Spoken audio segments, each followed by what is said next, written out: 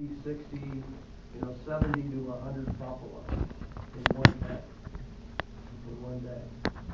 And how could you do that? Well, there were big herds, but you would think, if you shot a buffalo and it was in a herd, what's the rest of the herd going to do?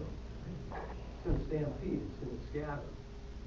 You're such a good shot, you can kill it in that tough area. Yeah, that had a lot to do with it. You had to know the business that you were doing and how to do it. And of course, what you would do is you would find a cluster of buffalo. You would be downwind from it so that they couldn't smell you. Buffalo have very poor eyesight, but they have very good sense of smell. So you don't want them to smell you because then they will move. They'll get away. But you would position yourself off, say 100 yards or so, maybe even farther, because you've got a rifle that can handle that. And what you try to do as a buffalo hunter is to pick out the lead animal in a group. And you want to shoot it in such a way that it's not going to startle the rest of the herd, the rest of the bunch. And you have to be able to shoot it through the lungs and the heart to be able to do that. And if you do it in that way, they won't startle. They'll just kind of stay around that animal. They'll see that animal is in trouble, and they'll mill around it. And then you're able to pick off the other animals, and you could get 30, 40, 50, 60, at one setting doing that. Just pick them off like that. Okay, but like I say, you had to know your business. Okay, and buffalo hunting, that might not have been so bad, but I think of the guys who actually did the job of skinning these animals.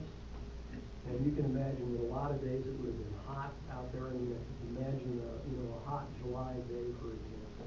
Sun's beating down, and you're skinning animals, and the blood, and the dirt, and the sweat, and so on and so forth. But what they would do is they would go and cut the hide behind the head, just cut a big cut like that. And then if you wanted to do it quickly, what you would do is to puncture a hole in the hide or to get some way around it with a rope, and you would use the mules that you had, because typically you would have a mule team with a wagon or a horse team with a wagon. You get a rope around that hide, and then you would literally pull it off the carcass of the animal.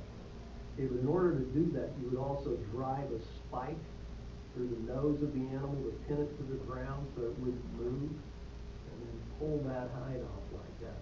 But that wasn't necessarily the best way, because you could ruin a hide by doing that. You could tear it. Okay, but anyway, here's a song called The Buffalo Hunters.